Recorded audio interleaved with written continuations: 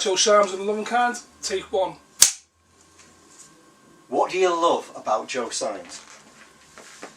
What, me personally? Yeah, all of you. Do you mean himself? Do you mean about me or like the band? The band.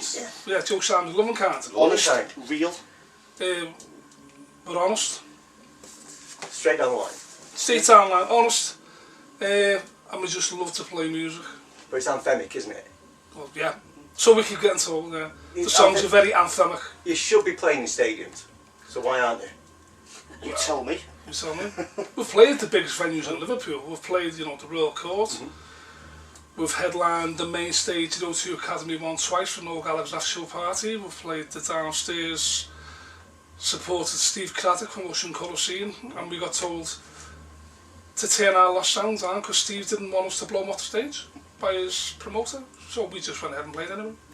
Excellent. Yeah, and we've played the Royal Court. Just being that many gigs while touring, it just rolls into one big gig. So life's been one big gig. It's been one big road.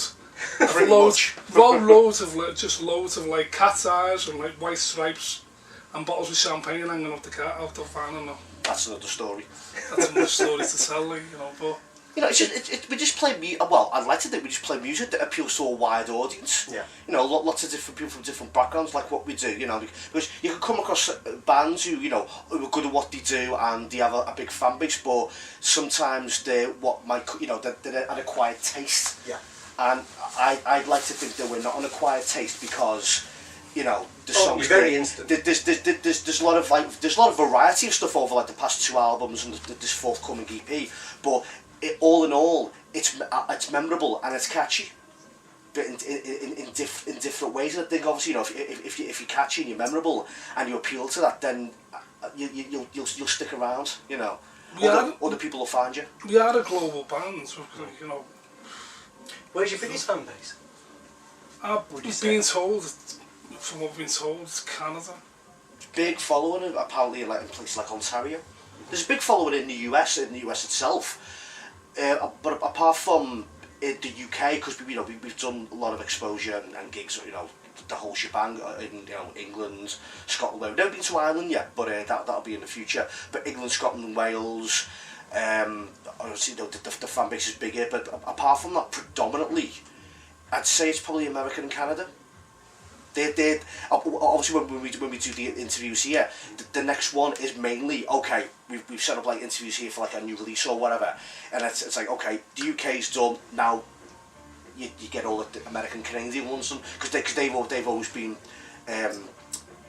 big champions of what we do and still are, and obviously we're going to be back on a lot of those shows and magazines. How did they get to hear about you? Ooh, the music. That's all predominantly the music.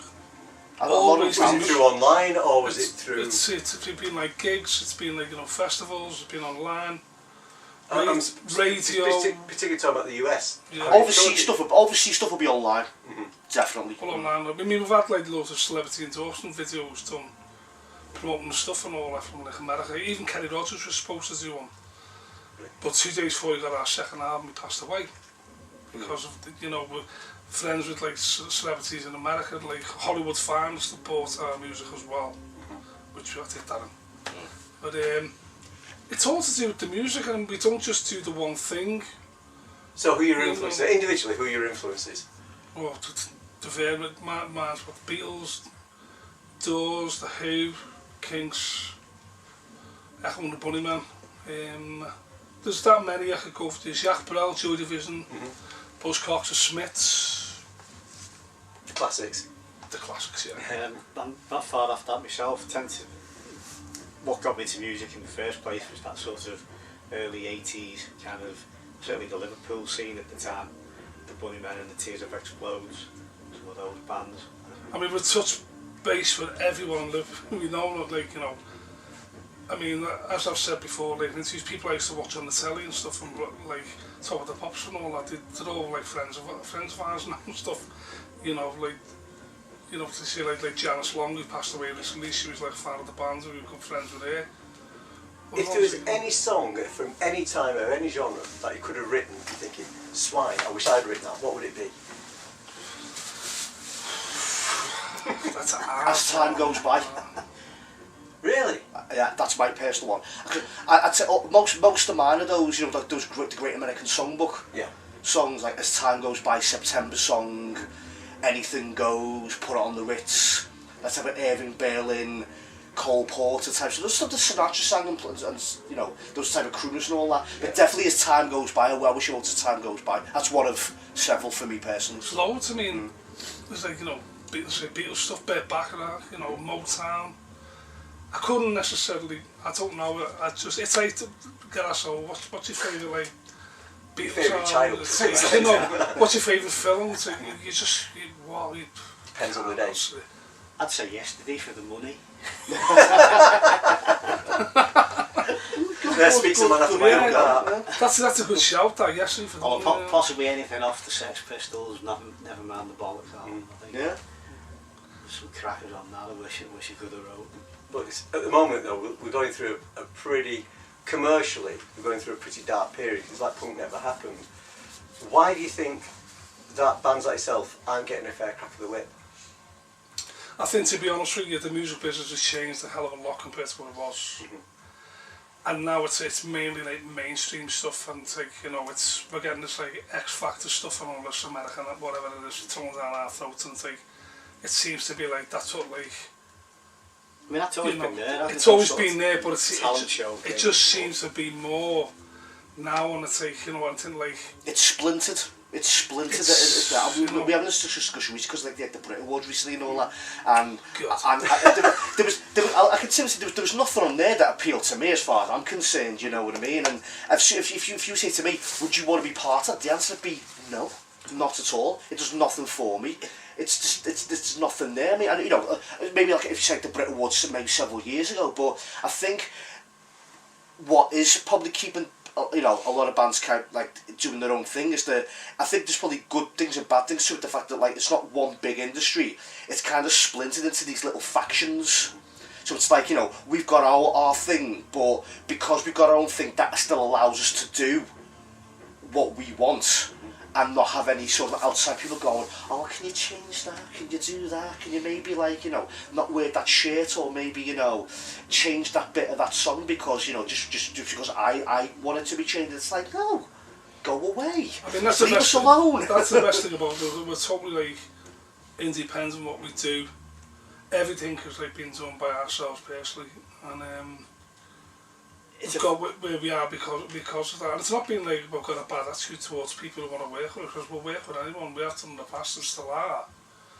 It's just, you know, the way things are now. I think the internet has changed a lot of stuff as well. And I think that, like, you know, I think for me personally, the last great era, the British rock music was probably Britpop. Yeah. For me, well, that was just before Sony and BMG and what have you bought all the labels up and all the radio stations. And so it's like, and also places like Westfield, you know, the big department places. So everything you hear in there is produced by somebody at Sony. It's produced by because they own it. It's just a better opportunity to be able to create your own stuff, and you know, without costing the earth for bands, you know, like ourselves. But by the same token, the whole business seems to have been watered down. It's a lot harder to get that exposure because it's so fractured, I think. There seems to be a big leap between sort of the small venues and getting to those bigger stadium type things that you were talking about earlier. I mean, it doesn't help with venues closing down as well, because we've lost a lot of great venues. Yeah, COVID's we have killed. done. Yeah.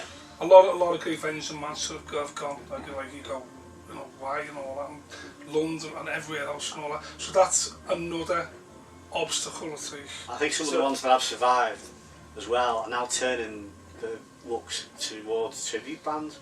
I mean, a lot of venues are sort of saying, well, we don't really want to put original bands on anymore because we haven't got the passing trade. Which is crazy. We want to recover.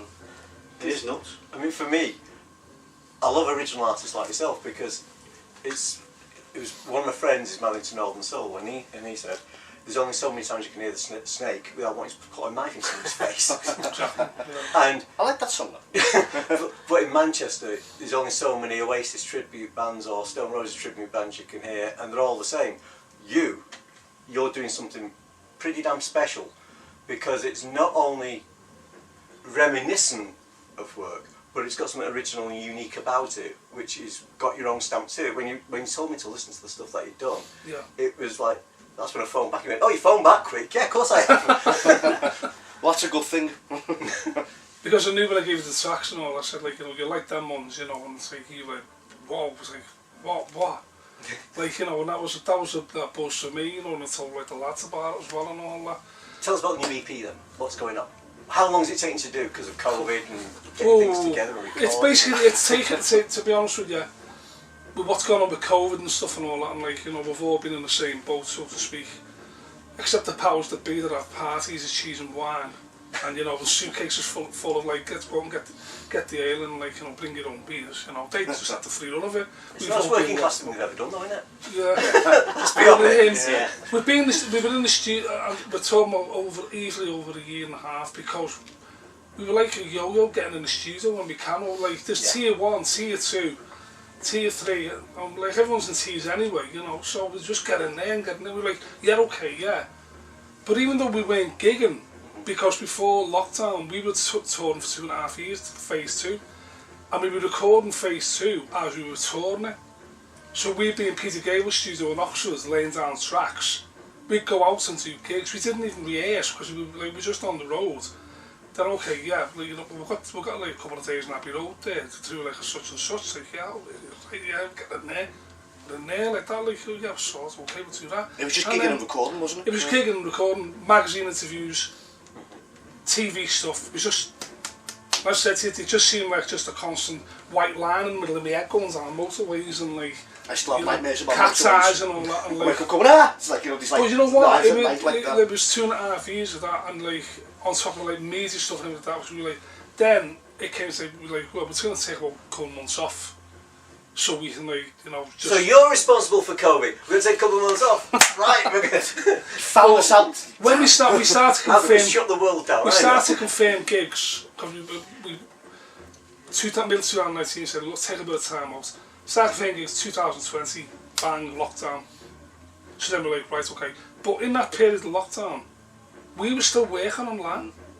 We didn't stop. So we were like, oh, you got this interview and all that, and like, oh, we're writing stuff and all, we're going to the studio. The airplay was still happening, the sales were still happening, that was okay, that was fine. For us it changed personally, other than we weren't playing gigs, that was it. In the recording process though, it was kind of, was it stop-start, as you said, because of the COVID restrictions. So you're in 1 minute, you're doing a couple of sessions, then you've got to shut down again. Gives you a bit of time to listen to what you've done and maybe tweak a few things, improve on some of the tracks.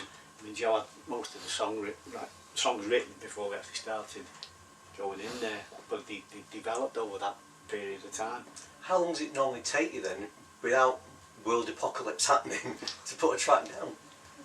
That's them long nights of sitting up and drinking tea with the acoustic and the pen in my hand and like going, you know what, God, no, I don't want to go to bed. And like, we need another song there, you know. Well, it depends what it is. You know, if we're going, I mean, say when we started doing the CP, it would have been done, say, with a handful of sessions. It would have been, I'd say, about over a year ago. But again, the whole stop-start thing and all that. So we had it planned out because we knew exactly what we were doing. We had everything worked out, the 4 songs. We knew what was happening. I mean, I'd say one of the good things that's come out of the whole delay thing is that I think a few additional like overdub ideas came in. So that the fact that if it hadn't happened, they wouldn't have been done. So I think some good has come out of, you know, good things can come out of bad situations. Yeah. You know what I mean? But again, you know, like that's for the EP albums. Again, you know, we'd say the last album because we were constantly doing that. Like, right. Give us the names of the albums and the EP. Come on. People, punters want to buy them. Where can they get them? What can they do? The first album, self-titled, is called Joe Symes and Loving Kind. The second album is called Phase 2. There's a double A-side single called I'm Gonna Find Out Someday, stroke Things Get Better. The new EP is called A Place to Call Our Own. That's out on the 4th of March, and it's all from our website, www.joesymesandlovingkind.co.uk. What was that? www.joesymesandlovingkind.co.uk.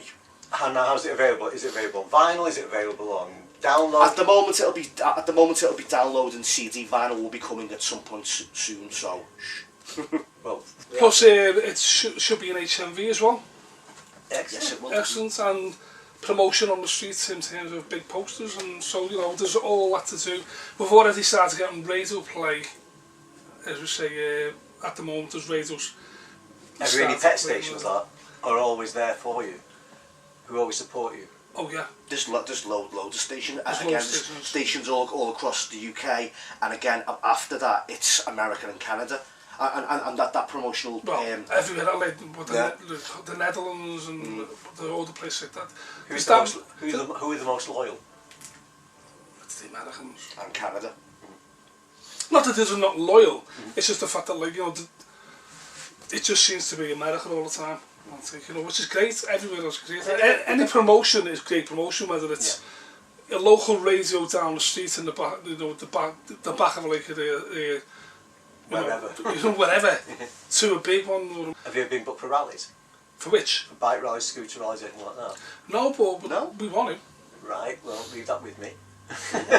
I'm definitely leaving that one. It's actually something I never thought of, to be honest, and all that. Because your music just fits directly into the bike, scooter whole. Well, as I say, that's nice. we did get approached for a song to go in the film The Pedal and the Boy. Yeah. Which was the mod film, and the fellow involved said, can you get down to Brighton to do some film? We said, okay, yeah, we'll set it up and all that. Let us know what's what. And the budget and stuff, first get down to Brighton and all that, because we've done Brighton before, we've done the Great Escape Festival and stuff like that. And then it was like, we've got a problem with the budget. Okay, yeah, cool. Because the song that he heard was right up that street. You even said to yourself, you said to me, like, the 1968 The Who, definitely and all that. And but in there back from us, I said, he said, well, we've got a problem with the budget. And the next thing I see the advertising for him, like, that song would have been fitted in perfect. Who knows? It just, and like, maybe another opportunity will come along, There'll be more. But the songs are there. Yeah. They're definitely there. It's just getting, it's the next step now, because we've touched on, played there, big venues, everything and all that. It's just the next step. Because there's definitely songs of ours there that would definitely fit our film soundtracks. Just like plural film soundtracks. I mean, I'd say the one that sticks out for me definitely, and I think I've personally always thought this was a song of ours called I'm Going to Find Out Sunday, which is a double A-side single. And other people have said this, and I always thought like it'd just be great for like a road film, like an old school type of road film, like that was one of those type of Easy Rider type films, something like that. Well, someone who gets in a car and just goes on an adventure somewhere, like out in the middle of nowhere somewhere. I always thought that it'd suit being on something like that. And I think the opportunity to, if someone said, okay, I'm doing this film, do you want to do the whole soundtrack and incorporate songs and maybe some instrumental, incidental music and all that? Because that's something we haven't done before, but we are perfectly capable of doing it. I'd love to do that. I can't believe people haven't approached you for that, because when I've only heard snippets of your stuff, the stuff you sent me down and a few other bits on the internet, but surely you're made for that kind of work. We've got the guts. That's me up again, all nice again. Yeah, it's all. Yeah, but it is, because it's that, like I was saying, the anthem thing for it. It's the emotive part of it that films need. It is, yeah. I mean, as you say, anthems. We played in Brecon Beacon Theatre in North Wales, and the band was born and like these songs are just anthems. They're just catchy, sing-along songs, and everyone said it. So, it's about the song being like the film, The Pedal and the Boy, and when it comes, like, why didn't that go in that? It's perfect for it as well, actually. It was perfect for it. It was like... There'll be other films. Well, I hope so. Timing, it's all about timing. Get the film to us, we'll sort it out. Come to us. Make it appeal to the camera, film people, look in the camera, smile nicely, let us do your soundtrack.